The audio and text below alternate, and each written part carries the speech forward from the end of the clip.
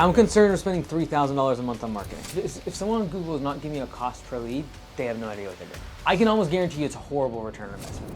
Yeah. One thing that might be helpful is like just having where you do start in the field, cause like from a profitability perspective. For sure. But then it's like, okay, say 3 o'clock afterwards. That's when I do estimates. I do my email. Yeah. Just some sort of delineation, because otherwise the start and stop throughout the day can just make it super inefficient. It's hard to manage the crew. It's hard to like focus. It stresses me out too. Yeah, Totally. Because I'm like trying to set this paver, and I'm also taking a phone call and like saying out an estimate real quick, and it's just not efficient at all. That's a good idea. I never thought of it. Like even if it's okay, from 6 till 2, I will be with the crew. Right. I'm 100% operations, and then I'll switch to admin and sales. Yeah. And really, that's what you'll have to do at this size. Like until you get to that 400,000 level, you're just not gonna be able to afford the admin person. For sure. And it just there's honestly not enough for them to do. Yeah. Like you got a couple estimates a day, a couple calls. It was like 2 hours a week that she was doing. Got it. Wasn't worth it. Got it. Yeah. No. Cool. All right. And so right now, like my biggest like where I see the constraint in some regard, or like a big not problem, like the fact that we're spending $3,000 a month on the ads for Google, and we don't know where that's going. Like we don't have traceable cost per lead, customer acquisition costs. So like. There's no information he's sending you, like clicks, nothing keywords. Like official. I've never gotten a PDF or anything written in an email. Okay. We've done like some stuff on like a video call, and he shares his screen, but I still don't think I'm seeing an ROI. I think we're just like seeing like, this is your ad, this is how many people clicked, and this is how many people were input into your CRM. You use Jobber. Yep. So can you see that number? How many came from Google inside there? Only if we have these video calls. I don't know if I can access it, out of these video calls that happen once a month. Okay. So how many like leads in a month do you usually get? Yeah. Okay. I can't track any of this. I can look on Jobber. Yeah, pull it up real quick. You can at least get a ballpark. Yeah. Obviously this is a slow series, but are we still spending like like for example last month? There's still $1,000. No. Okay. So he's lenient with me. So from end of November to we're starting up next week the ad spend again. Okay. I wasn't paying anything. Got it. So nothing. Like he wasn't paying for it was like zero. Yeah, Got it. Okay. So basically, probably 7-8 months of the year is when he's actually running ads. We're paying $1,000 in management fees, and then $2,000 a month for ad spend. That's correct. Got it. That's the plan this year. I think that's what we did last year too. Okay. So Jobber actually just input a AI or Copilot in here. Right. So I can see how many. Like this one was 3 requests in the past 30 days. Yeah. Okay. Yeah. Things are just now speeding up as well. And then a lot of these are calls too, or that's not input in here, but I get calls too, so got it. That's not totally accurate. Makes sense. How many? Right. You're good. Go to your quotes real quick. I just want to see how many you're sending out on average, and then we could even just search. There you go. Go all. Go ahead and filter this down. This? Yeah. And then, and go custom range. Let's do April 2024. So just all of April and next April 1. And like November, December last year? No, just April. So go back all the way to April. Okay. All the way back. Because like, that's kind of your... I would assume that's kind of your busy season. Sorry. Yeah, for sure. So like just April. Yeah. 46. Wow, that's quite a bit. So you're basically getting like more than one a day at least. Yeah. During the busy season. And I would bet May is probably our busier month. Okay. I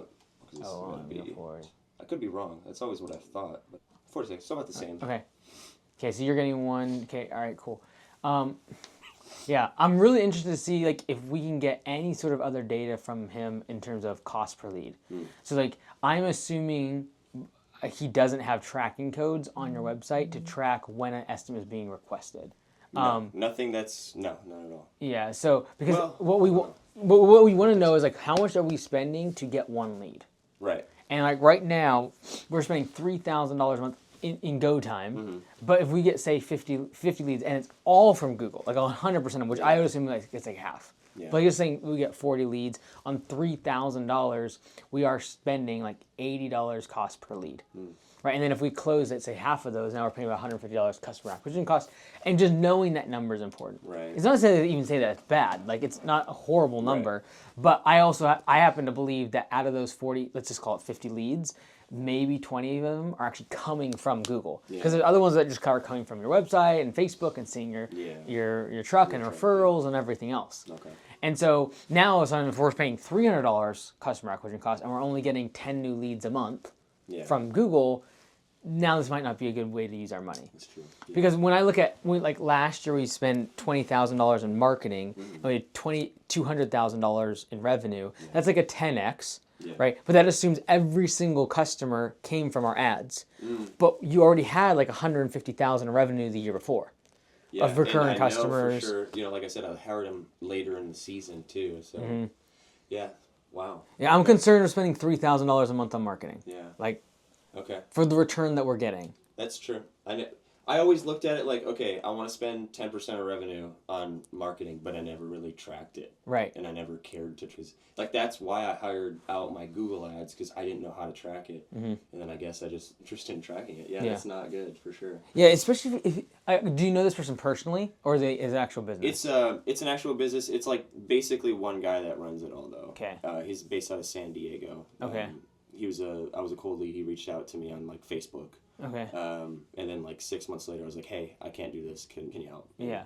Yeah. If someone on Google is not giving you a cost per lead, they have no idea what they're doing. Because what you want them to do is put a Google tracking code on your thank you page. Yeah. So when someone makes an estimate request form, they can actually I like that ad made that lead. So he set up basically a duplicate of my website. Okay. It's my website with go dot at the beginning, and I think that's connected to it.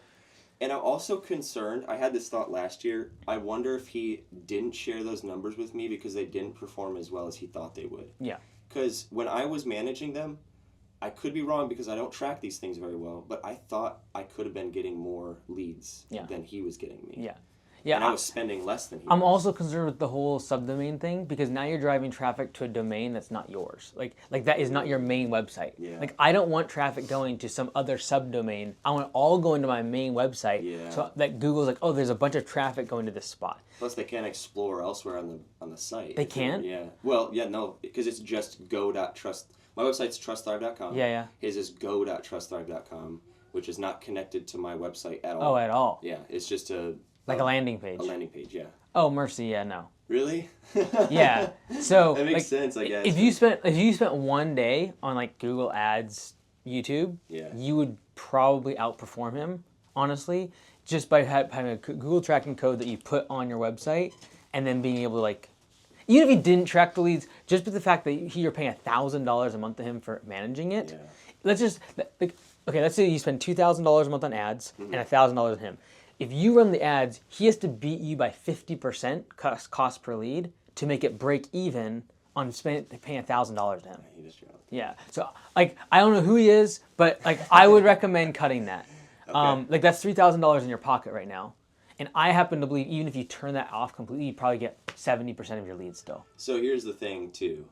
We locked into a year contract. Oh. So okay. Which was last June, I want to say. Okay. So at a bare minimum, I have to finish out till June unless there's some clause that I can get out somehow. Okay, so that's basically April, May, and June. Yeah.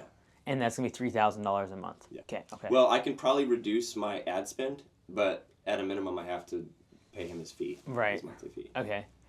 Then what I would do then, because that's like spring rush, so it's okay. Like we're gonna kind of bomb for spring rush in terms of work. But like you are spending a ton of money on ads and getting very little in return. Yeah. Like we're shooting for a 10x return, or sorry, a 20x return as on new revenue. So for example, if last year we did $200,000, if I spend $20,000 in marketing this year, I would expect a $400,000 increase in revenue, which would be on top of your $200,000. Like we'd be getting to $600,000 in the perfect world. Let's just say you had a 10x return. That's $200,000, which means this year you should be doing $400,000 in revenue. Just 200 base and then an additional. Well, because you already have that recurring revenue from last year. You already have a base of revenue from like recurring customers, etc. So like, I want marketing dollars to be in addition to last year's revenue. Yeah.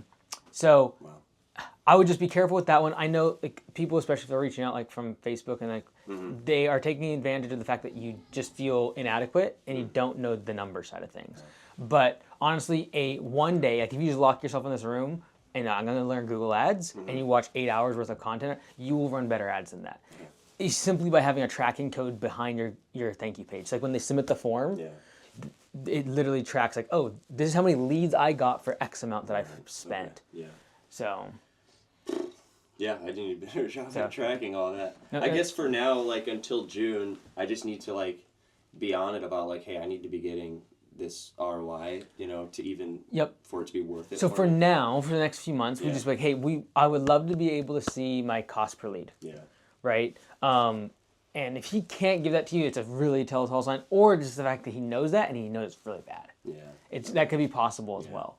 So I would really push for, hey, can I get my cost per lead? And if he does not know, I know he knows that number because the reason he did that subdomain is because he knows that every single lead that comes through that domain is a lead from your ads.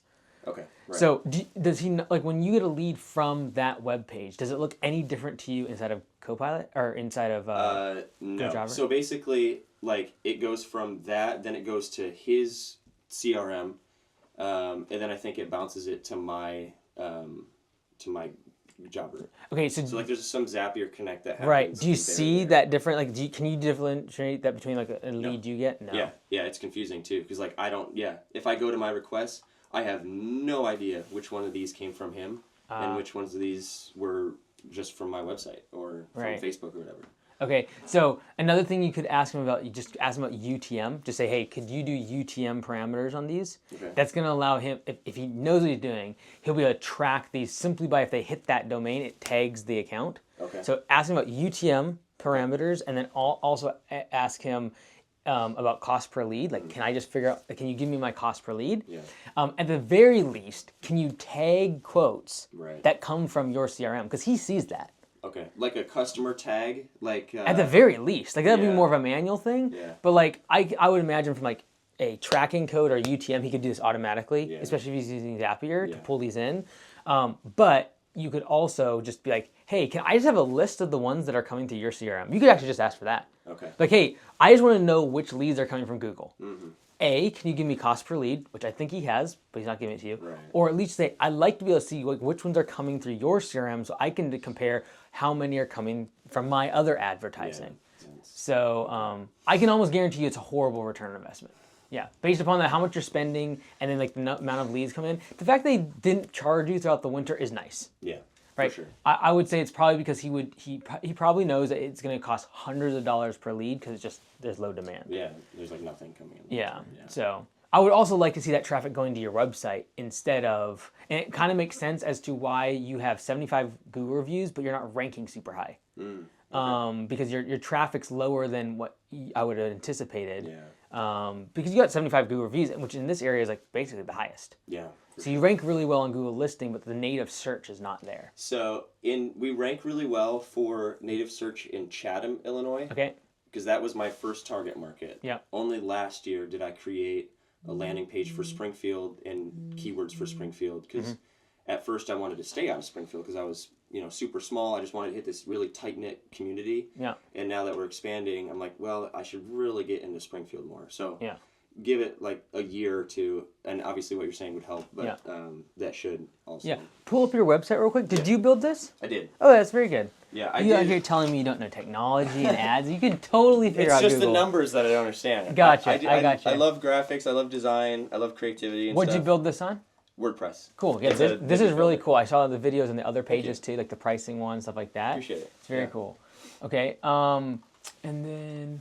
Yeah, so in your header, it's in Chatham. Is there set in Springfield right after that? I haven't changed that yet. Okay. Like, I would just take out exceeding expectations and just change that to, landscaping in Chatham and Springfield. Yeah. Okay. That'll help. My fear too was never mind. I guess what you just said, Nix, is what I was about to say. So never mind. Go ahead.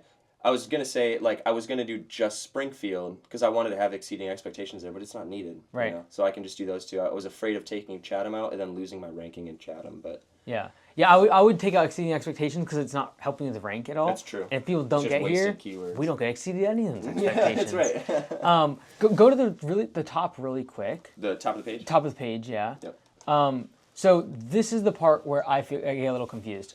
Because if I take out this right here, I don't know what you do. Okay. Right? So what I like to see usually when I come to a website is, yes, the logo is nice, but basically what we just talked about here, I want to see this here. like serving Chatham and Springfield, Illinois, with lawn care and landscaping needs since X date, for example, or just saying like number one provider or exceeding expectations of residents in Springfield and Chatham, and saying lawn care and landscaping. I don't know what this is all about either, because like these are sites, great. I also know that you can just pull these images from Google, so like from a customer's perspective, it doesn't really add a lot. Okay. So I would be doing a couple things right from the get here, from like a conversion perspective. Yeah. And it is, oh, you're good. Sorry. From a conversion perspective, I would rather, instead of having this stuff, I'd have an estimate request form. Yeah. And so you have the jobber work request, but it's super big. Yeah. If you used like Jot form or paper form or anything, yeah, perfect. And you know Zapier enough, probably. That's so perfect. So I would make a small form. I'd be putting it right here. Okay. And I'd just like request a free estimate. I'd probably make even a button up top here, so that as someone scrolls down, they're reading about you, they're reading everything. Always a spot to like the call to action is really, really clear. Yeah, that makes sense. So what about this though? Because like all these forms these contact forms that are on my page, these are HTML from Jobber that I was able to plug in. If I did some sort of Jot form or something here, like would that still go? I guess those customer details I could Zapier into Jobber. Correct. Okay. And then secondly, even if you don't connect it to Zapier, it sounds like you know how to do that. But even if you didn't, I'd still recommend doing it separately, because it takes you 10 seconds to copy and paste their contact information over. Yeah. I'm focusing on conversion. Yeah, that's because the other part of this is why I have a hard time actually judging this guy with his Google ads, because you can get someone to click an ad because you do a great job at ads, but when it comes to the site, if it's not clear as to what they're asking for, the conversion, like that's the other part that like someone should be tracking when it comes to like the web design, like what's the conversion rate? Like if I get 50 people from an ad, how many of them actually submit an estimate request form? Yeah. Right? And then how many of them are actually turning into clients? Right. Too? Yeah. So for example, like I know as soon as I have a different page, like if you click this and it drops them or it takes them to a contact page, immediately you're losing 30% of people. Yeah. Like just immediately, like 30% of your people are lost by the fact that I can't immediately insert my contact information. Really? Yeah. Okay. So we have one goal: exceed expectations. Great. They don't care. they clicked on an ad saying lawn care, landscaping, and they're like, I have a problem, I want it solved. Yeah. And when they're coming to the site, the only thing that you have to do is bridge them from I have a problem to we have a solution, and there's an estimate that is needed in between that.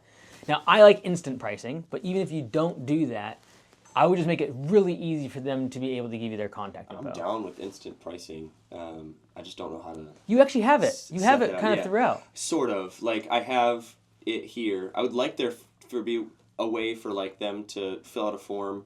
I guess if they input their square footage and stuff, a lot of people don't really know that. They have no idea. Yeah, so I don't know. But what you could do, one thing on the pricing thing, I would say no one's going to read this. This is a lot of information. It is, yeah. I would try to take everything that's in this small text and try to make it one sentence max. So this is really just a lot of information. And if you keep scrolling, if I remember, there's even more. Keep scrolling down. There's 4. Yeah. No. Okay. This is basically ask for question 4. Yeah. It's just a lot of information that is hard to digest for somebody. What I was thinking though is what you could do is on your service page have this information. So for example, I want lawn care, then the premium lawn care is there. Yeah. And then if I want property cleanups, seasonal is there. And that's there too. And then there's the landscape. That would be on the landscaping page, because otherwise it looks like a whole bunch of random pricing information.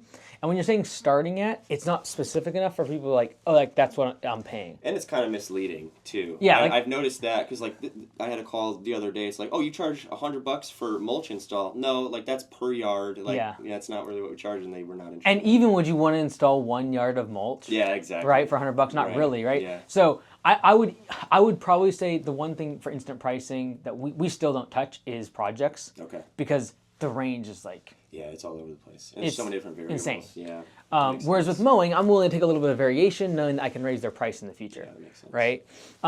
But going back to the homepage, even if you didn't do instant pricing, which I would say on Jot form, if you get good at that, you could definitely make it where it shows pictures small, medium, and large. Okay. And then what we do is we do show the square footage ranges. Okay. So small, it'll say you have a picture, but then it'll be 3,000 to 8,000 square feet. Okay. Medium will be like 8,000 to 12,000 square feet. Large will be like 12,000 square feet plus. But then I have the pictures to make it a little easier for them. Yeah, if I understand. You could do that, but like literally you would get like a 30% bump in conversion if you just nix this, put this as a small form. You want to cover like less than a third of the page where they don't have to scroll any further down. Yeah. So even if you wanted to move this thing down, make that form there, nix this, and just make it was like, because they're coming to your site, usually from an ad, or they saw your, they want to submit information as fast as possible.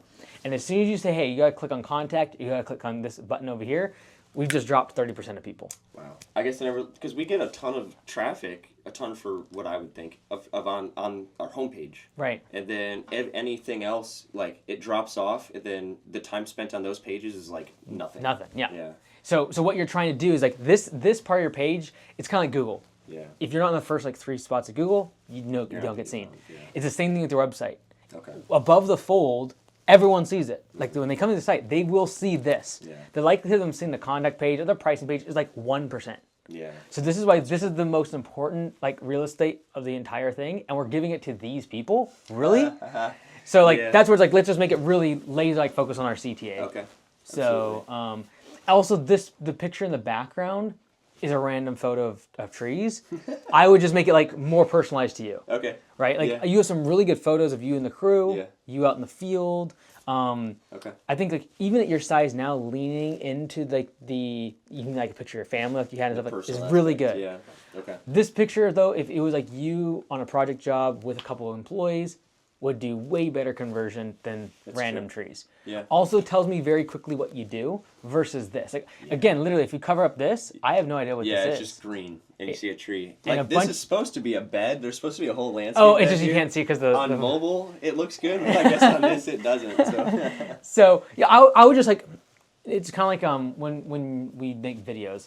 Like 90% of our time should be on the first 30 seconds. Yeah. Because that's what I know everyone's gonna see that. Right. Whereas with your website, it's like I want this to be perfect. Yeah. All this other stuff, great. I'm doing it mostly for SEO. If someone's digging into my site and wants to do a back-end study about me, but most people don't care. I just got to get them to get an estimate request from me to make that as easy as possible. Okay.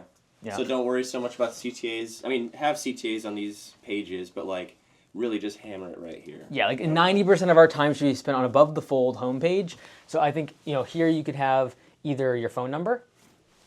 Very good. It's small, but yep, you're good. So here could just be contact us or even get a free quote. I would just move this up here, get a free quote. So that way, as they scroll down, if they pass this form, or if they're on an about page, there's always a CTA to get a free quote. Okay. But then right here, I'd nix these 4. 1/3 of the page is gonna be a small form. I'm minimizing how much information I need from them. Yeah. It's just like services, name, phone number, address, email. Okay. That's it. Okay. Make it as small as possible. The challenging part with the HTML and Java, it takes so much space. It does, yeah. And ideally, I push them towards that because it's perfect. It goes into the form, everything's connected. I get way more information. Yeah.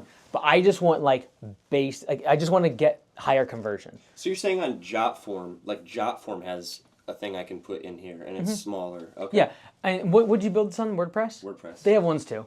Okay. It's just a matter of like, I don't even care if it's connected to... Just something small there. Something. Okay. And if you can't connect it with Zapier, if you can't, it doesn't matter because it literally takes you 20 seconds to copy it over. That's true. And like if you look at your conversion, like you said, like there's such a huge drop off. If we can just increase that by double, so let's say for example, 1 out of 50 people currently submit an estimate request form that get to the site, which is pretty average. Yeah. If we can get that to like 1 more, it's like 1 out of 25, we double the business. Yeah.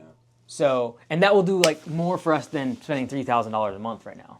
Here I'm sitting here thinking like my website was like super good. It's good. No. I know, but it trust could me, do I have seen a lot worse. Don't worry about that. It could do that. a lot better functionality wise. Yeah. It looks good though. Like there's like 3 elements. There's like design, there's conversion, and there's SEO. Yeah. Right? Design wise, you nailed it. Like the fact that you built it, super good. Especially on mobile. Actually, I really like the design on mobile. And the conversion part is the part we want to address. Yeah, like the whole reason the website exists is to get people to go from interested to a lead, customer, yeah. right? So, just a couple things on that one, but overall you built it really well. Appreciate Okay, cool. So that's like the marketing side. Yeah. I think that for now it is a matter of actually. Do you have a piece of paper? Could I have a marker? Yeah. I'll try to keep notes for you so it's a little more organized. Yes. And then. Boom. Let's get this out of the go. way. That's perfect. Actually, can I have the clipboard? Yeah, That'd be absolutely. super I guess helpful. that one. Let's go. The employee handbook. My man. Let's go. Oh, that might be sensitive. Docs. Oh, okay. I won't look at that. Okay. But this is the employee handbook. Sweet. Oh, very good. Last year, I really struggled. I shy away a lot from conflict. Yep. And I try to avoid it as much as possible. And this is almost mainly there just to help me.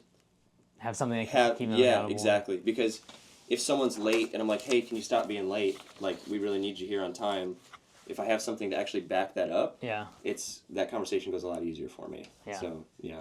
So that's been helpful. Yeah, well, I just implemented it this year. Because Okay, last year, we had a late problem, with a couple guys. And, again, like, I don't like conflict. So, like, hey, can we stop doing this? And then they'd be late again. Like, Can we stop doing this? Like, and and I'm like too nice about it too. So it'll definitely help. I think this year having something, and they sign off on it and everything. Okay, so. cool. And so really going into this year though, you got one person that's been with you since last fall, Yes. and then 2 brand new ones starting next week. Yep. Let's go. And you've already hired them; they're good to go. Yeah, that's on. What's underneath that is Sorry to their. interrupt you guys. One of your mics. Probably me. No, Maybe. it's him. It says it's red. Is that the same brand that makes drums? Yeah. DJ, We yeah. just got them. They're really nice. DJI mics, man. What kind of job is he going to today? Huh? What job is he doing today? A mulch install. Okay, He's nice. cleaning out. Then we're just Bunch getting a of fresh bags. layer of Yeah, that's good. So- How many yards?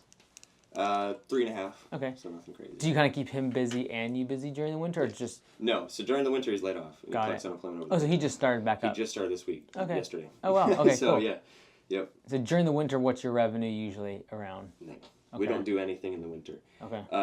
I did shovel driveways this year, and I made like a couple grand, but I'm never doing that again. I hated shoveling. Really? So if I'm going to do snow again, which I'm not opposed to, I just want to make sure I have equipment to do so. Right. So, Right. yeah. You guys, it's kind of intermittent with snow here, though, right? Yeah, Like, it's a hit or miss. yeah. Like 2 years ago, we didn't get anything. 3 years Yeah. ago, we didn't get anything. 4 years ago, we got hit like we did this year. Yeah. Where we had a big storm, and everybody was out for 3 days. But yeah, it's a hit or miss. So Yeah. like if I buy something this year, it's kind of a gamble whether or not it's gonna. Got it. Okay. All right. So from a leads perspective, so when we look at the 4L framework, it's basically just going to help us kind of like organize this stuff. So liquidity is the first first of the L's. So liquidity, we know like right now, the cash crunch is real, and so we'll address that part in a second. But from a leads perspective, we know we need to know cost per lead. We are going to increase conversion of the website using using the estimate request form, as well as like this part being really focused on like what does this do. Like, when a customer comes here, they want to know, do they serve my area and do they do my services? What do we do? How can we help? And Yep. then immediately getting their info. Yeah, 'cause the first thing, like, Thrive Lawn Care, great. I know they do lawn care.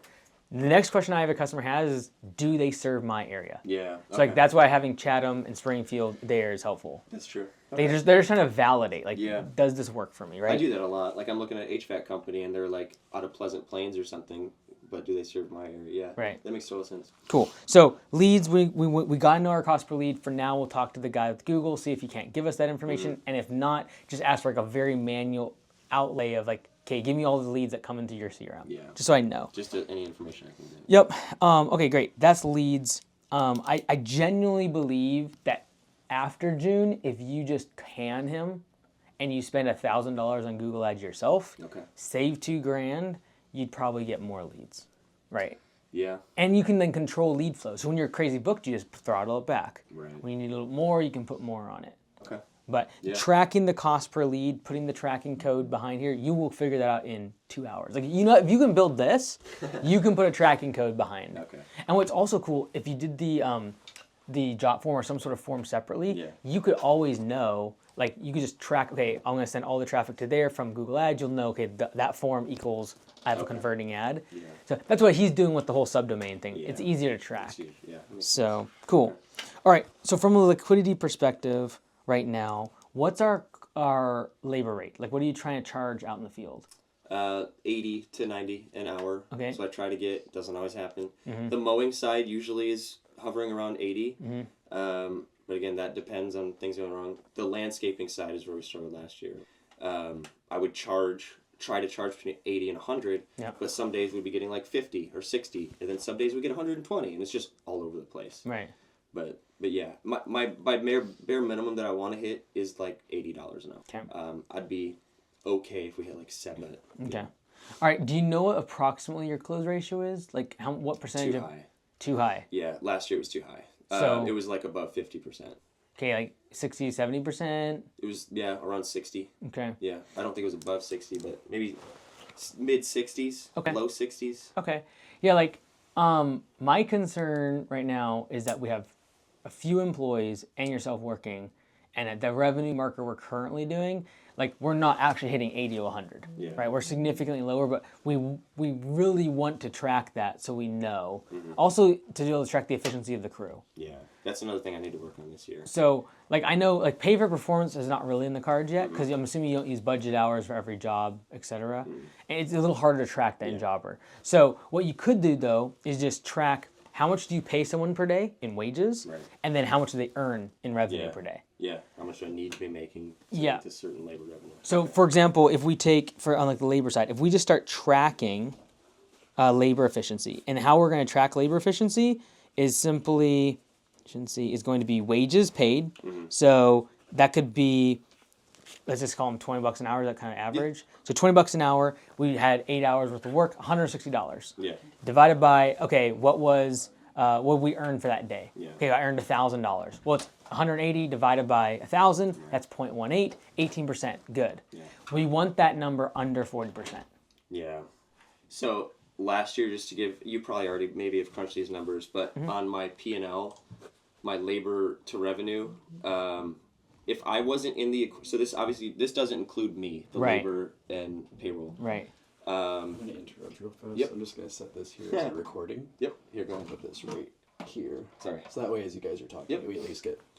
So, if I wasn't in the equation, if it was just the payroll I paid out, it was like under 30%, which was like great. But I was in the field every day working 50 hours a week. So like if I put myself in that situation, in that equation, as if I was an employee, it jumped up to like 43%, if that makes any sense. Yeah, totally. And what you can do, because you have the 2 trucks, is track it by the crew. Okay. Because what I would guess is that you are like crazy efficient, and then your other crew is just falling behind a bit. Yeah. But just knowing what that is and actually having a metric, instead of just being like, I kind of feel like they're, like, it's also why it's tough to hold people accountable is when you're not tracking the numbers, because you don't want to like throw someone under the bus if they're trying, but you just take them wrong. But when the numbers don't lie, like if one crew is at 60% of revenue going to wages and the other one's at 25%, like we have a training or an efficiency problem or work ethic problem, right? And so even if you didn't pay, like I would say down the road, you'd want to incentivize this. Right. Right? Because like we can have... I was just talking to Brad about this morning. Okay. I was like, the more we grow and the more money we make by your efficiency, I want you to win from that. Yeah. I just don't know how to implement that quite yet. Yeah. I don't know if the time to do it yet. So. Yeah, like, ultimately, pay for performance is nice for that. I think the simpler model is like, let's just track for now what percentage of labor revenue is going out in wages. And then down the road, you could be like, hey guys, if you beat 30%, you get some sort of a bonus. Yeah, for sure. Right? And so just tracking that would be helpful. Because like right now, you can really easily know how long they work today, multiply that by their hourly rate, boom, there's their wages. And then look at Jobber and be like, hey, add up all the jobs they did for the day or the one project, boom, there's that revenue marker. Now remember, it's labor revenue. So if they have like mulch jobs, you're going to have to take the materials out. Right, yeah. So even if it's an approximation though. Yeah. Now I think of it, our landscaping side probably really sucked last year. Really? Yeah, because a lot of, like, I'd look at our revenue and I wasn't even calculating the materials on it for some of the jobs. Like, in my head through the day, I was like, okay, this is how much we made hourly, we paid this much materials. But, like, looking back on the month, I definitely wasn't doing so. Okay. So from a labor perspective, the goal is track labor efficiency. Our kind of equations going to be wages paid that day divided by labor revenue. Yeah. It's going to take you like a minute, maybe 2 minutes per employee per day, which is 10 minutes a day. It kind of stinks, but if you do that every day, and then over the course of time, be able to kind of see like what is the trajectory for each employee, the crew, and then just have better confidence when it comes to budgeting. Yeah. Because like right now, like, man, we're spending so much in ads. I want to can this guy so fast. Whoa, whoops. What's the likelihood of getting out of the contract? I don't know. it's hard to because I'm a pushover. I know. I could probably make it happen. Okay. I would just feel terrible, I guess, but logistically it just doesn't make sense to stay in the thing. Yeah. I could probably make it happen. I signed a contract. Mm-hmm. He's a good guy, though. Yeah. We might be able to make something happen. I would come from the angle of I can't afford this. Yeah. Like right now, we are spending way too much of our revenue on it, and I genuinely believe if you spend 1,000, you get the same results, if not better. And then the other 2,000, like we need it in our pocket. Okay. Like, we just don't have the cash. Like you could just be really straight and honest with them. Like I don't have 1 month's worth of advertising. Well, that's what I told him last week. We had our phone call for the year to get things ready, and we were supposed to start this week. Yeah. But I was like, I just don't have the money. I got to re-register my trucks. I got to pay my CPA. I don't have the money to do ads right now. And I'm like banking on the fact that we'll have money in 2 weeks to be able to pay him what? Yeah. If we can get out of that contract, it'd be huge. Okay. Because it's not just $1,000 of basically straight off to him. Right. It's the $2,000 in ad spend. I don't see any return. I'm just not seeing it. Yeah. We were doing good actually on our Facebook ads when I was managing those. Mm-hmm. We had a ton of leads. The problem was a lot of them were low quality leads. Right. But No problem. you're good, man. Every time. Oh, you got new ones. I'll steal that. Oh, yeah. But yeah, I think that's doable. Then that makes a lot of sense. Like that would literally be an extra $2,000 in my pocket at the end of the month. And that's assuming we still spend $1,000 on things that work. Yeah. Right? The Facebook ads, for example. And my ROI could be higher. Right. And I could be making more money too. And for example, if someone says, hey, I'm getting a ton of leads from Facebook, but they're low quality, it's like, great, let's just add constraint to the ad. Right. So instead of just saying, like, get free lawn care, which is going to have tons of leads, but low quality, I'm going to put something like, hey, minimum starts at $49. Or something like that, that's going to immediately, reduce the amount of leads I get, but increase the quality of them. Yeah, that's a good idea. Right? So we're going to get out of the contract. Get out of the Google contract. The guy's probably really nice. And I think it's a matter of just because someone doesn't do a great job does not mean they're not nice. Right. Like these things can coexist.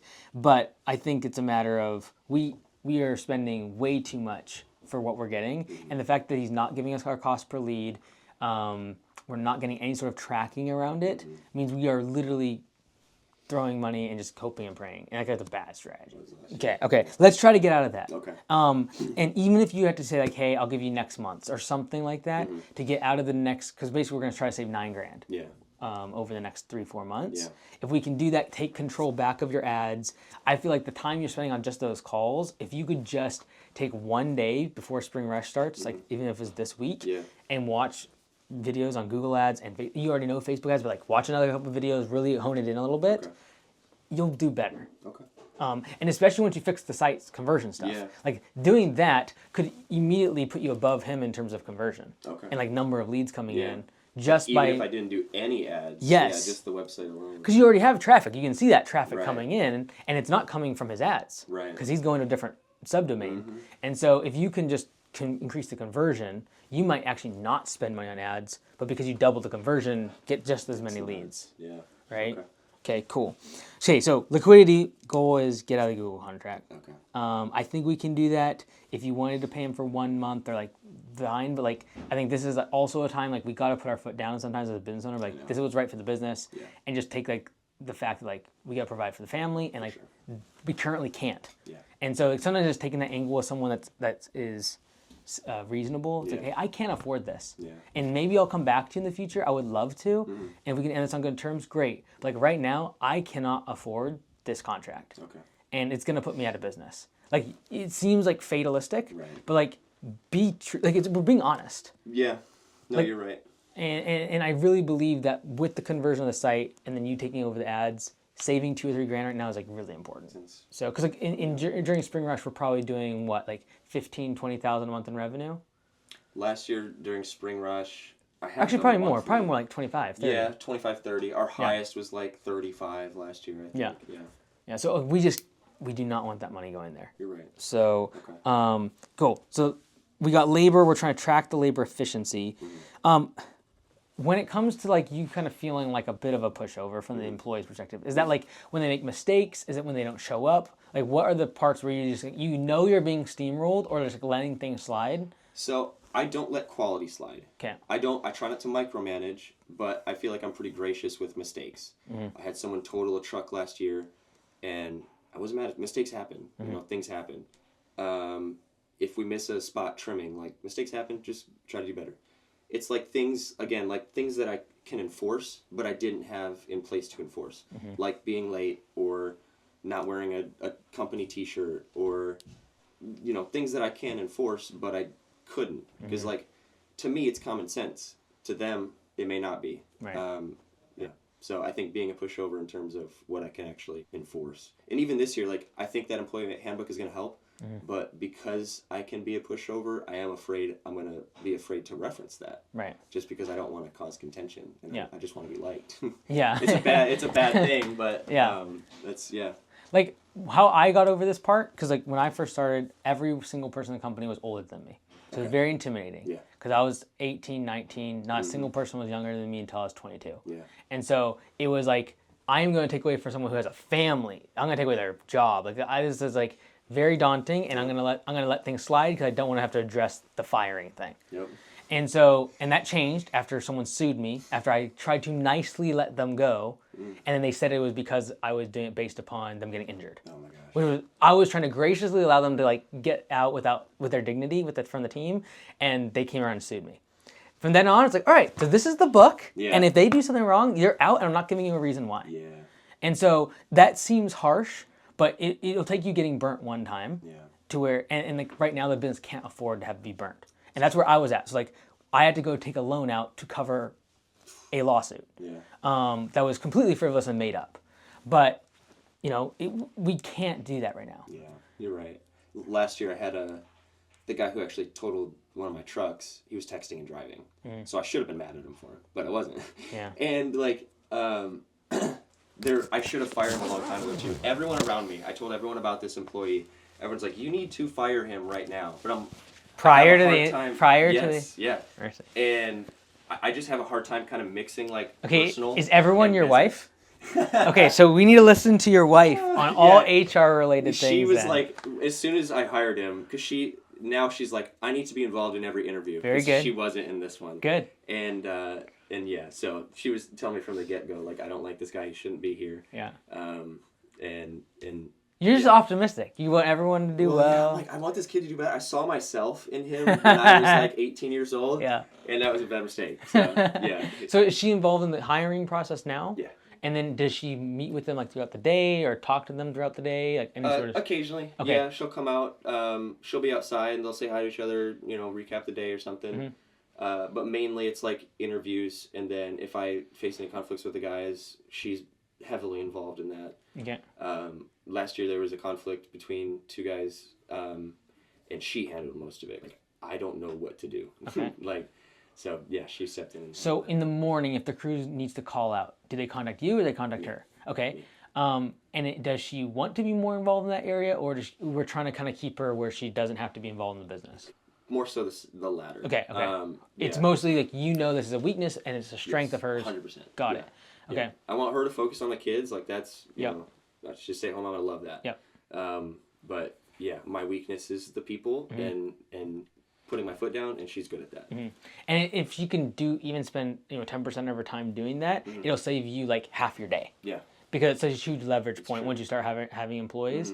So, like, one thing I would consider is having her being tasked with creating a bench, which means there's a backup person that's hired, ready to go, that is, like, not hired, I shouldn't say that, but, like, they're a good applicant and you're ready to hire them. Okay. Because if you have that person, you'll have more confidence to go pull the trigger on someone when you know they need to. Instead of like, well, we kind of need them. We're in the middle of spring rush. Who else is going to be able to do it? Yeah. And so if her jam is hiring people, interviewing them, sniffing out people in terms of, like, are they a good fit? Yeah.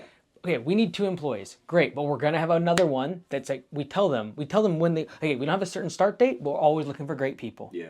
And then they pass the interview process, and then she tells you, hey, I got someone, they're really good.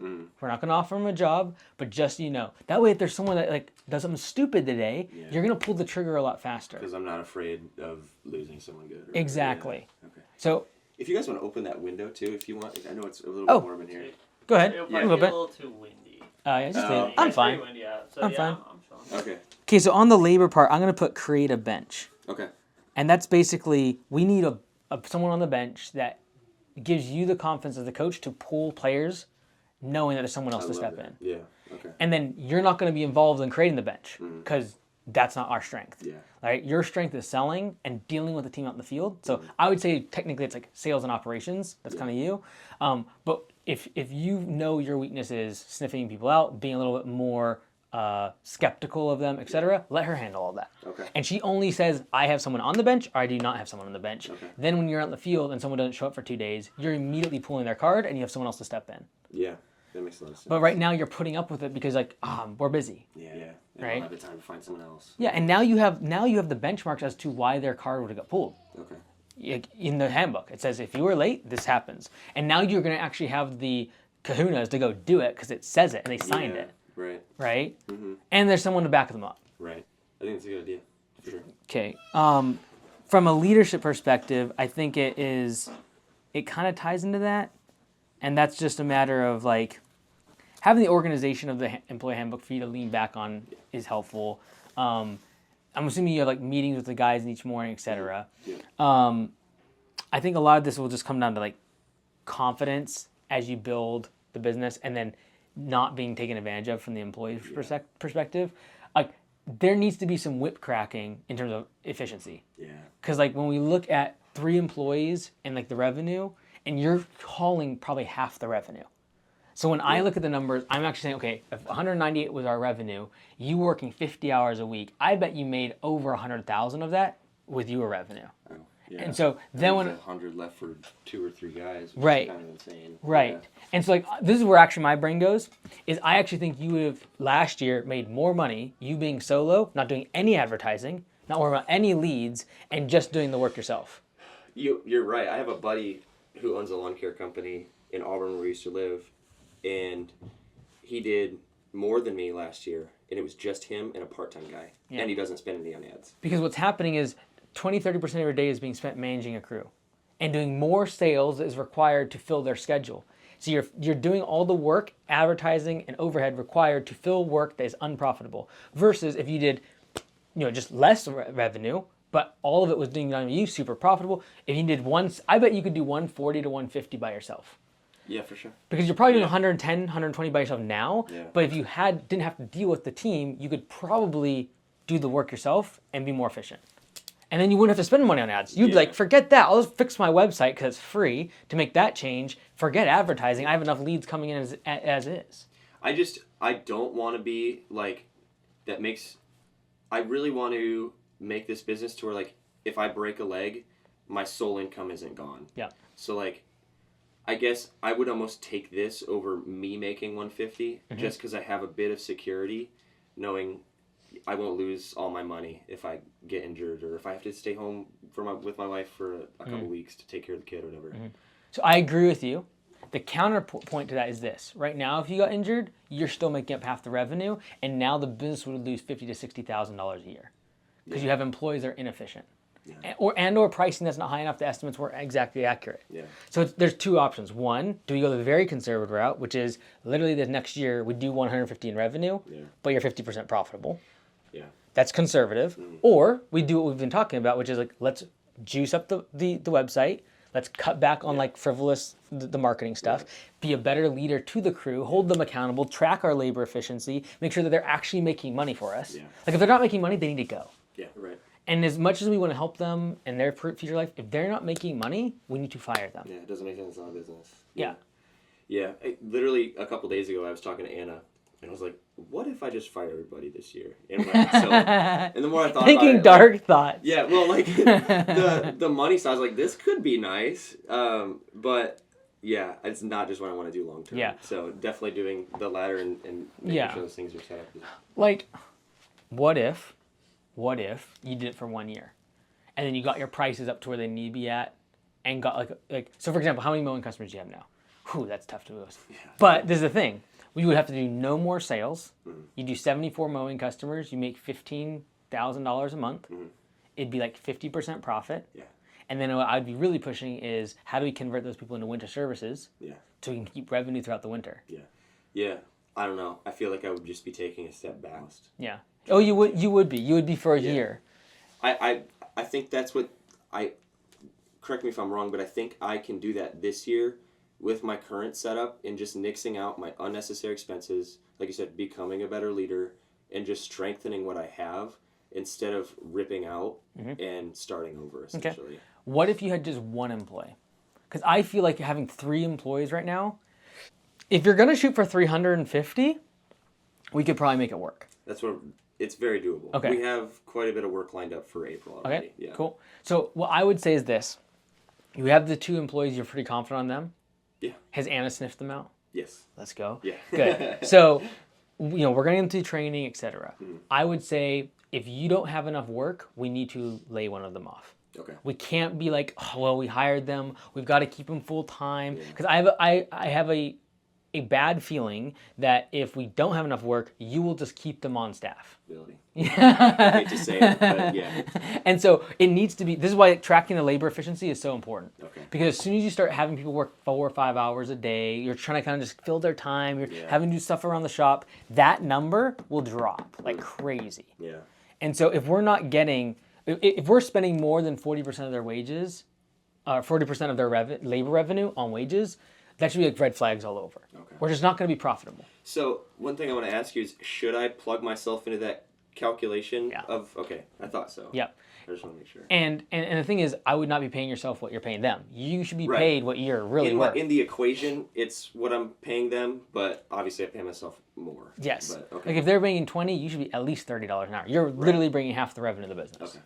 Right? But the notion that we are going to run a less risky business for the family's sake by having employees is actually false, because if you got hurt, the business would be negative profit.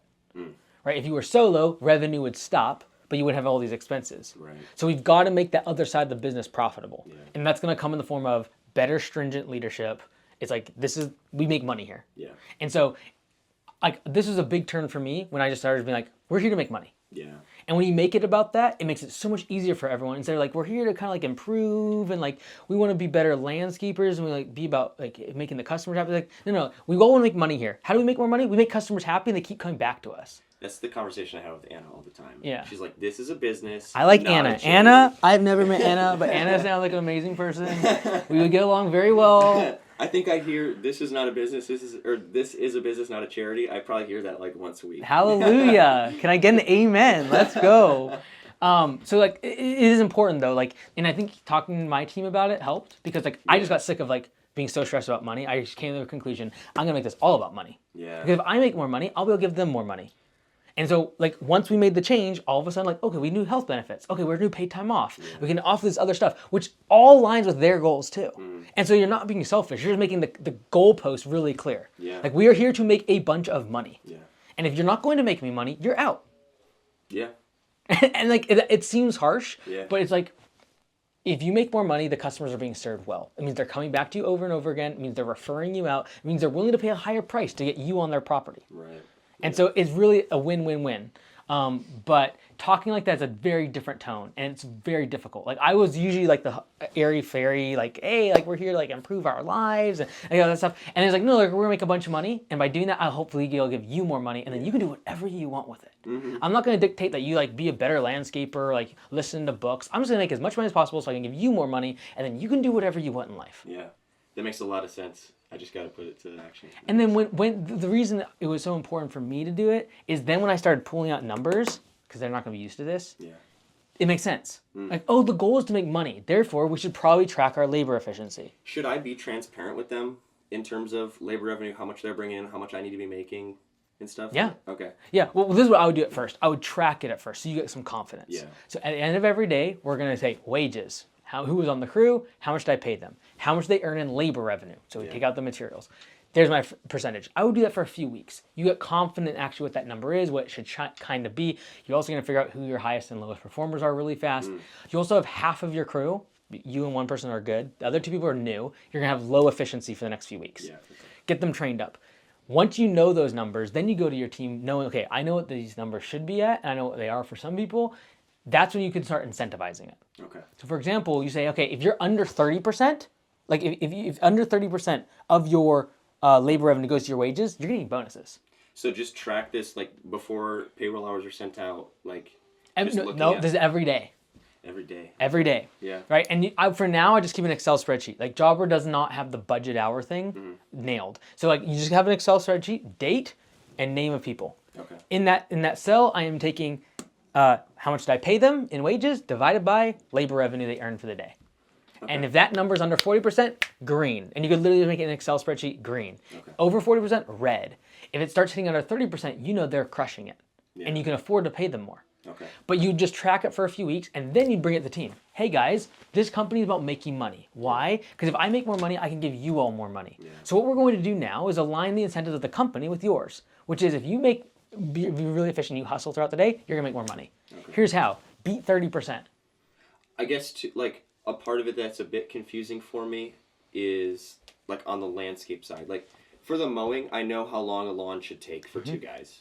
On the landscaping side, it's a bit harder for me. So like if we're in the red, how much of that I need to figure out is because I priced it wrong and how much of that is because they're not efficient. Yes. So there'll be other factors like weather, right? Yeah. There'll be a piece of equipment breaks down. There's all these other factors, and this is why no one likes to do P4P or pay for performance of any sort. Yeah. It's like, what about all these variables? But guess what? You're gonna estimate a job for 8 hours and they're gonna do it in 3.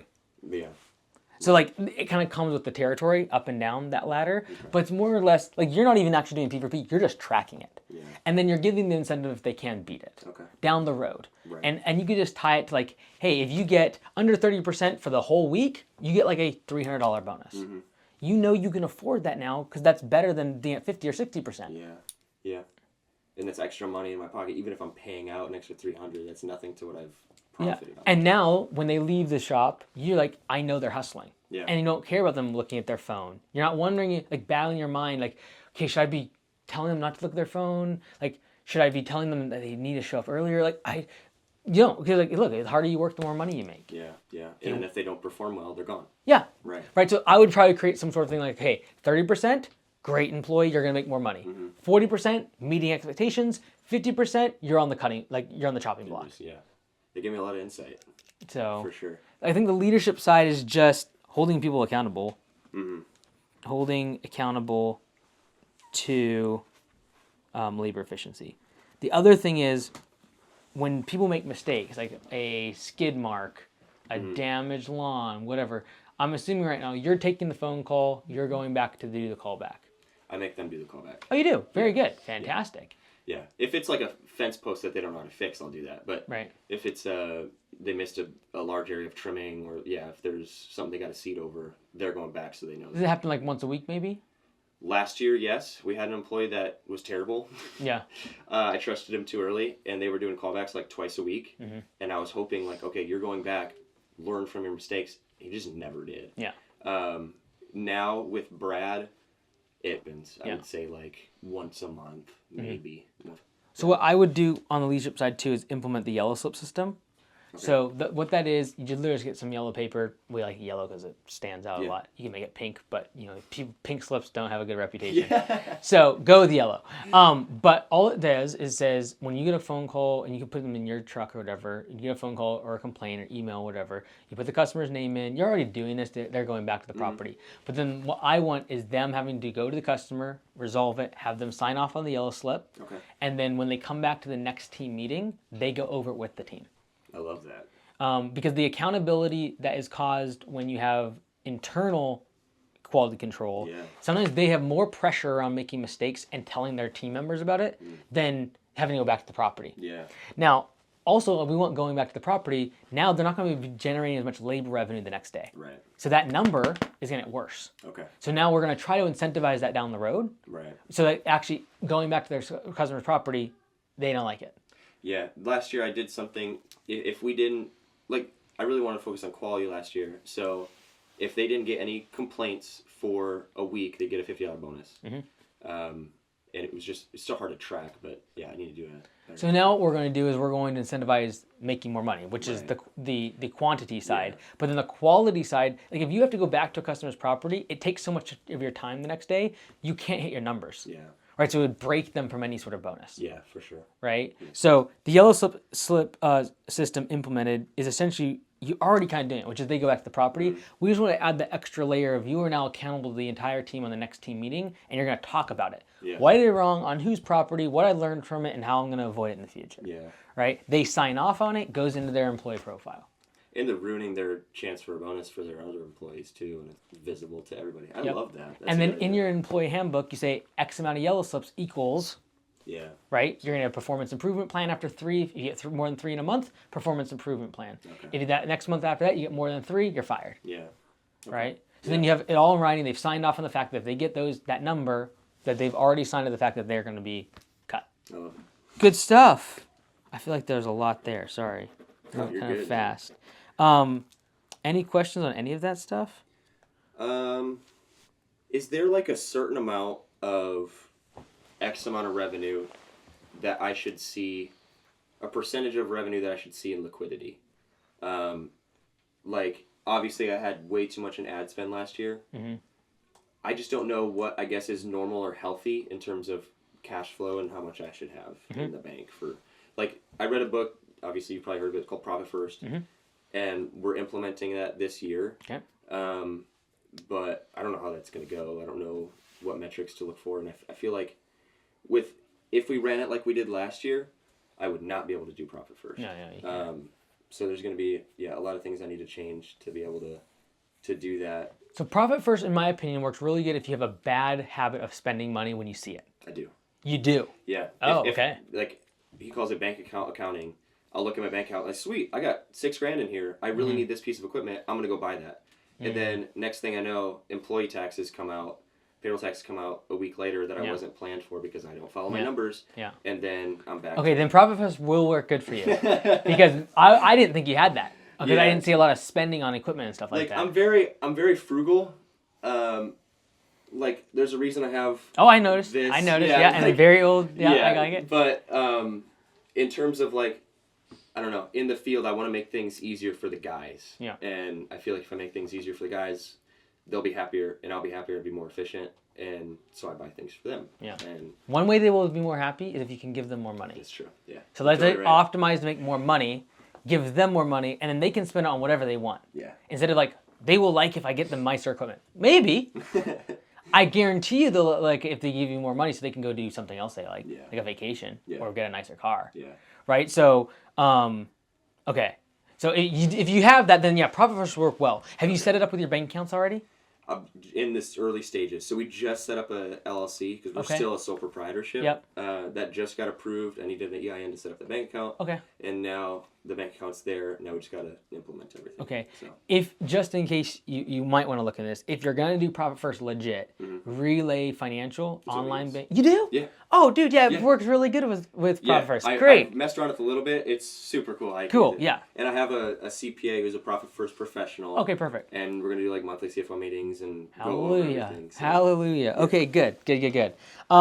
So liquidity then I guess really is Profit First implemented. Okay. I think we can get that in the next. That's kind of what, as I was asking the question, I was like, that's kind of the answer there. Okay. Yeah. I didn't think you had that problem.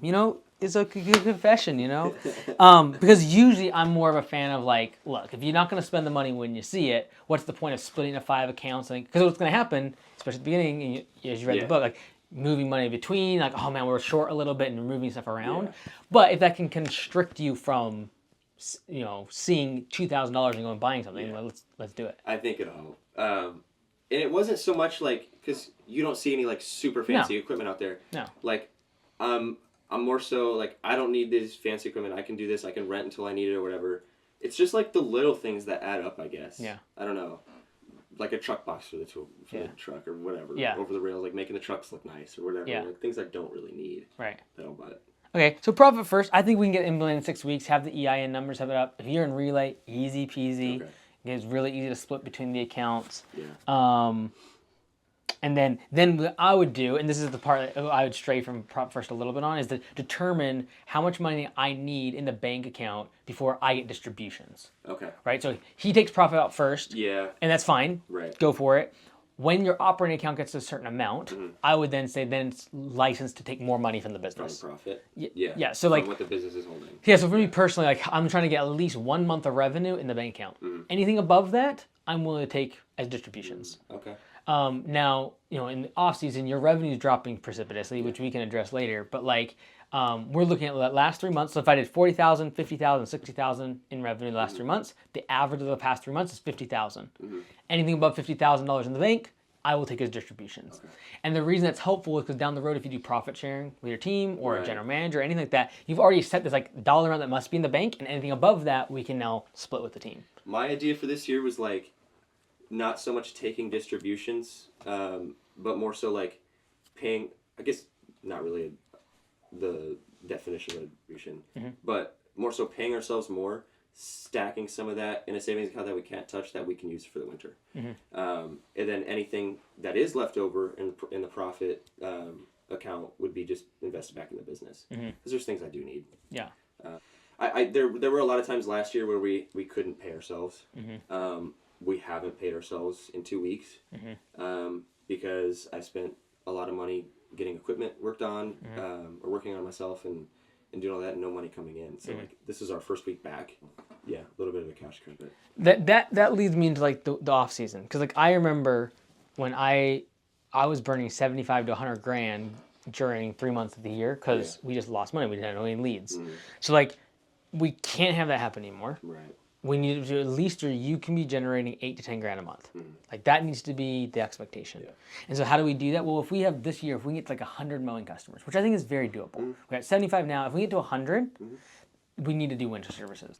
So like if we don't get snow, what do you think? Like I'm handy. Like I can do drywall and I can do painting in terms of like interior stuff. Yeah. But like if we don't get snow, what other winter services are there? Yeah, so like we have a list of 9 things. We hardly ever get snow at our place either. Okay. And so if there is snow, you pull the next visit forward and you go shovel their walkways, put some salt down, etc. Okay. You can even just not do the driveway, just like, hey, we do walkways and we do salting, and that's included in your service. Okay. But what we're trying to do is keep recurring revenue coming in. So out of 100 customers, I'd be shooting for at least 50 to stay on recurring services on a bi-weekly basis at their mowing price. And you spend the same amount of time that you would spend on mowing, you spend on these other services. So like are they paying this amount no matter what every week or two? Every 2 weeks. Really? The same week they're paying for mowing. So if they're paying $60 every 2 weeks for mowing, every 2 weeks, I'm just going to continue after mowing season into winter services. Now, how we do that is we say, hey, look, there's 2 options here. I can do a fall cleanup for you, I can do a spring cleanup for you. It's going to cost you $800 and $700. So we have $1,500. Or you pay me $60 every 2 weeks, and I come all throughout the winter, and I get it all cleaned up over the course of the winter. Your property looks good all year round. Wow. Now, getting creative with what services you do is important because the grass isn't growing. Right. But it's like, okay, well, we can check your gutters. Make sure there's downflow in the downspouts. We can blow off your walkways. If there's a windstorm, we're picking up all the branches. We're edging the lawn so it'll still look sharp. We're going to trim any bushes that are touching the house so there's no algae that's growing. We're going to rake out the beds. Like, you can stay busy for 30 minutes on someone's property. Yeah. That's a really good idea. And then how we sell it is not just like, especially if people in the past like, well, you don't come usually for 3 or 4 months. What in the world? You pitch them, this is the cost of your property cleanups. Here's the cost of us just coming every 2 weeks and keeping the property looking good all throughout the winter. Right. And that extra additional, if it's a $50 mow versus an extra $10 a week or every 2 weeks for additional services, it's really not that much. And then how you pitch it to them is like, hey, here's the list of stuff we're doing. And it's going to be like 10 things. Yeah. We start at the top every single visit, and we work our way down, and we spend the same amount of time on this as we would with mowing your grass. Yeah. Because they already kind of know, like, they're here for 20, 30 minutes. Right. So they expect you to be here for 20 or 30 minutes. You're going to blow things off, pick up the sticks after a windstorm, check their downspouts. There's also people of your customers, especially because you go more downtown, they're not here during the winter. Yeah. They're snowbirds. So we have, like, the last one on ours is property inspection and send video to customer. So like if we get to that one on the winter services, they're gonna have video of their property every. Some people, they've said we just do winter services, so we get a video of our property every 2 weeks because we're in Florida for 6 months of the year, and they just want the place looking good. No one, we had one person get burglared, and we get sent them the picture of the window broken and say, hey, this is messed up, and then they went from there. Yeah, that's a really good idea. I haven't thought of that. And just thinking of it as like more like you're selling insurance and peace of mind, not the actual like service itself. Right, even just an inspection is huge. Right. Yeah, yeah. And now how you sell that is a month before the end of mowing season, you're going to pitch it to them. You're not going to wait till the end when they're canceling, like, oh, well, do you want winter service? No. A month before you end mowing, hey, I'm going to say October 1st you finish mowing? November 1st? Yeah, late October. November 1st, we're ending mowing season. This is what we go into this year. We now have an affordable way to keep your property looking good all year round to avoid the extra cost of property cleanups. Okay. Here's what it includes. If you'd like to opt out of this, let us know and we'll just get you on the schedule for next spring, starting in mowing. Wow. And then that way, if they opt out, you can put them on the schedule for next spring. If they don't say anything to you, you keep moving forward, you go into winter services, and you keep going. But does that, because my current clients didn't agree to any of that, right? That's why you're gonna literally contact every single one. Okay. And so what we do is we have a PDF. I can send you the breakdown of it. Yeah. And you could there's like different ways to do it. One is you just send them an email like I just mentioned. Very much like, here's the list. If you don't want this, opt out, let us know. Some people aren't gonna see the email. Right. And they're just like, oh, it's another email from him, and they don't even see it. Yeah. The goal is, if you need to answer, you can. It's a spam call. Oh, okay. Potential spam. Let's go.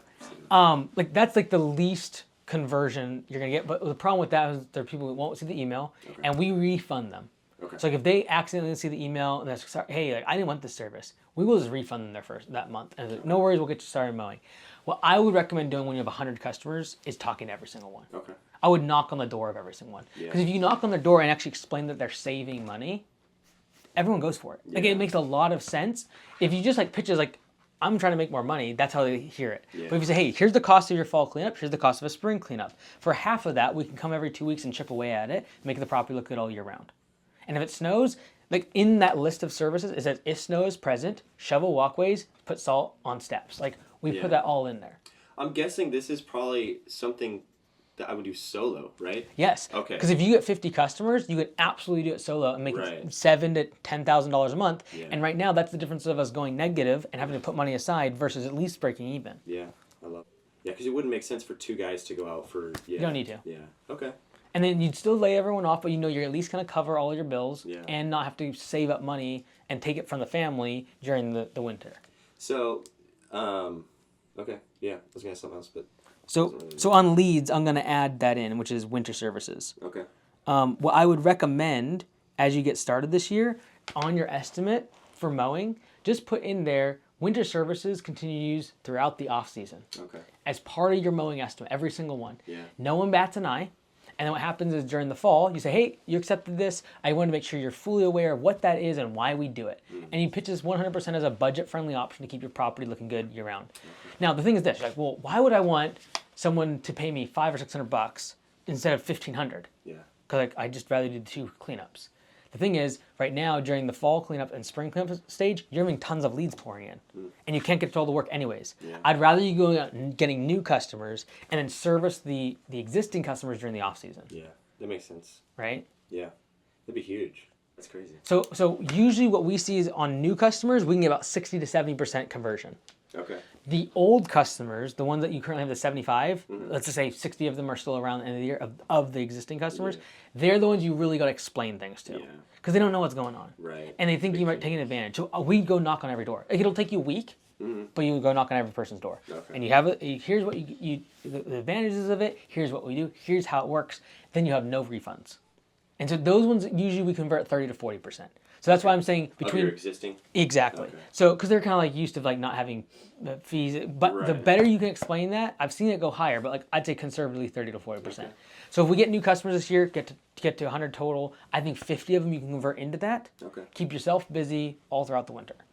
And that would allow to, because like this year, I don't really want a second mow crew. I think the demand could be there, but I am looking for ways other than just higher prices to sort of throttle the incoming accepted mowing client. Yeah, well, we're going to get so many leads from fixing the website that we're going to hit that capacity very quickly. And either A, if you forced to raise prices, or you do get a second crew, or you potentially convert your landscaping, which you didn't make any money on last year, into mowing. And now that we have an off season where we know we can make money on those recurring customers, that might not be a bad option. Also, easier to manage those jobs, easier to do estimates for those jobs, easier to train employees on the simpler services. So not a bad option. Like if you know last year we are making $40, $50 an hour on landscaping, you didn't make any money. Let's just do mowing. Like if that's where the things are coming in. Like if leads are coming in from that. It's good. I mean, you've probably thought through all this, but in my head, like, it's good for weekly cash flow and even throughout the winter. But like, I guess if like we can do a lot with landscaping, whether it's raining or not. Right. And we can do a lot whether there's a drought or not. So that's my my bonus to landscaping. Yep, that's why we keep landscaping too, because I want to be able to upsell my mowing customers when things slow down in the summer, it gets really hot. I want to be able to throw my guys on a property cleanup when it's raining outside. So it's not a bad thing to keep it, but when it comes to like marketing, I'm focusing on the recurring services because I want them during the off season. That makes a lot of sense. And then what you're going to do is you're going to use upsells to get those recurring customers into the projects. Okay. So the mowing is a vehicle for the 100%. Yeah. Because if you can get someone on mowing, the likelihood that when they need mulch installed, you will get that job as well, very high. Yeah. And the likelihood that they have you doing their mowing, they're going to do their own mulch, very low. Yeah. So like the likelihood of getting a customer at a lowest cost per lead, lowest customer acquisition cost for mowing, then upsell them into project-based work, but then now I have the ability to get them on winter services. And that's really what I'm trying to target. Yeah. And we also know that that's where you're making money, because last year the landscaping was already tough. Yeah. And from a project management perspective, that's where the biggest mistakes happen, the biggest headaches happen, customer complaints happen, etc. Yeah. Yeah, I never even thought of winter as like a money-making opportunity other than snow. It's huge. I definitely need to do that. Yeah, no, it's super good.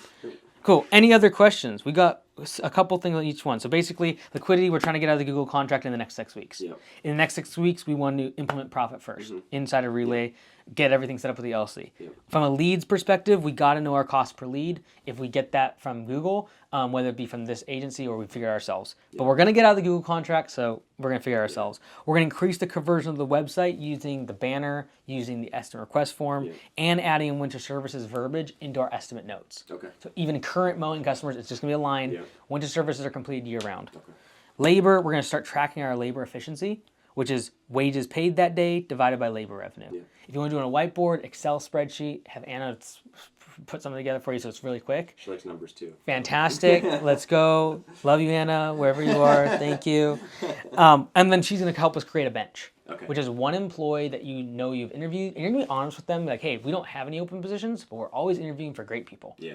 And then when you're like, I want this person, you tell them, hey, we want you on the team. As soon as there's an available spot, we'll let you know. And they might go find something else. That might happen, but you have that person in your back pocket. Yeah. Cool. Leadership, we're going to hold people accountable using the yellow slip system and using labor efficiency as a tracking mechanism. I just, there's going to be a little bit more management involved and back-end stuff, but it will. Yeah. Yeah.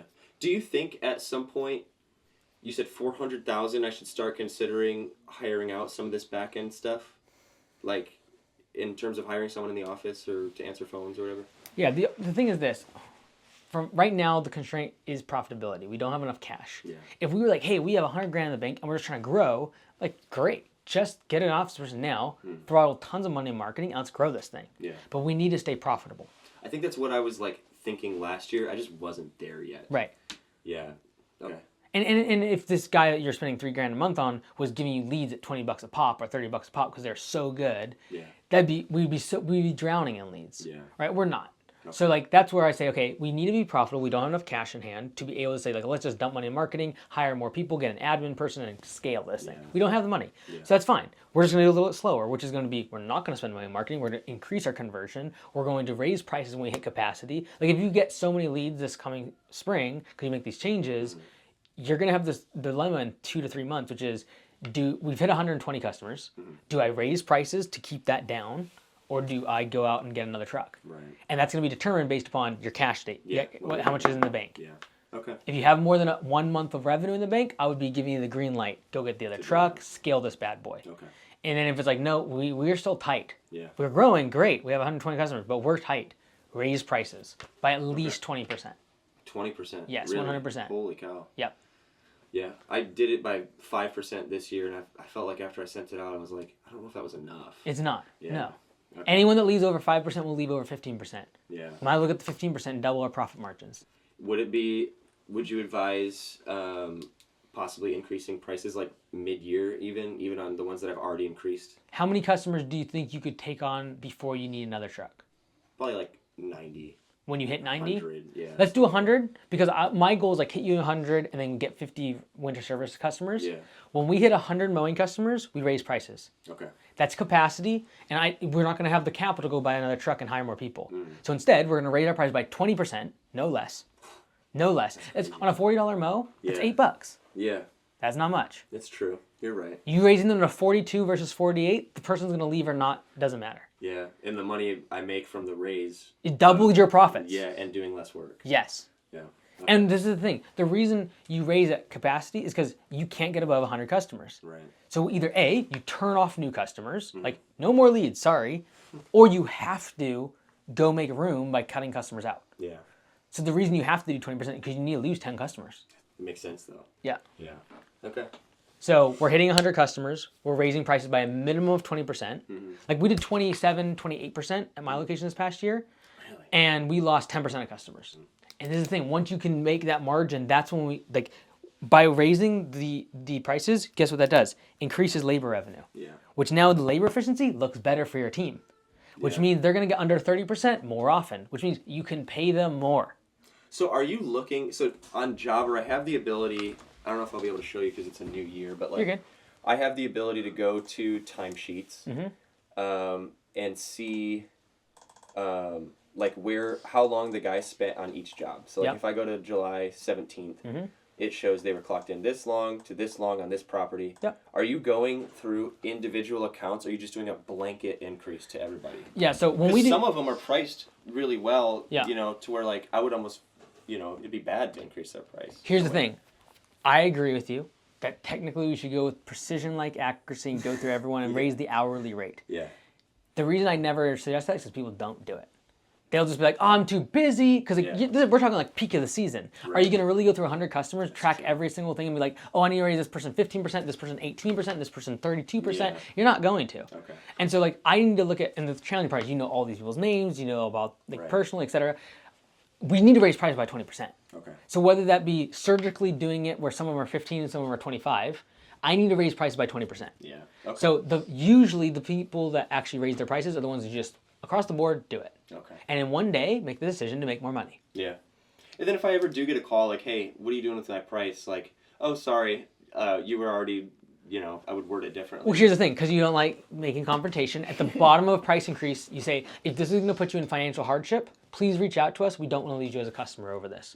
Yeah, okay. So instead of them canceling, they're just going to call you out on that. Yeah. And I can guarantee you it's a whole lot less than you're thinking. And then at that point, I can do, there would be less than what I would think. And at that point, I can decide who I want to let go and who not. Yeah, that's a good idea.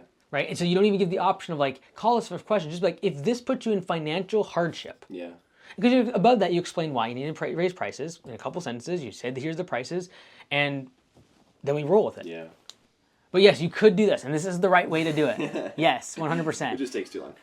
No one does it. Yeah. Because you're going to be at the very peak of season, leads are pouring in, guys, everything's going wrong with the jobs. You're not going to sit down here for a week and make sure every single job down to the minute is done right. Yeah. No, you're right. I didn't even do that. I just sent out the price increase like a couple weeks ago, and I still didn't even do this. Yeah. And it was in the middle of the winter. Yeah. So, yes, this is good, but like I wouldn't worry about it for now. Okay. Cool. Yeah. Yeah. Anything else? No, I don't think so. Cool. Yeah. Cool. Did you want to talk to him here, outside, or what do you want to do? If we could get an interview with you, it'd be cool if we could talk to Anna if she wants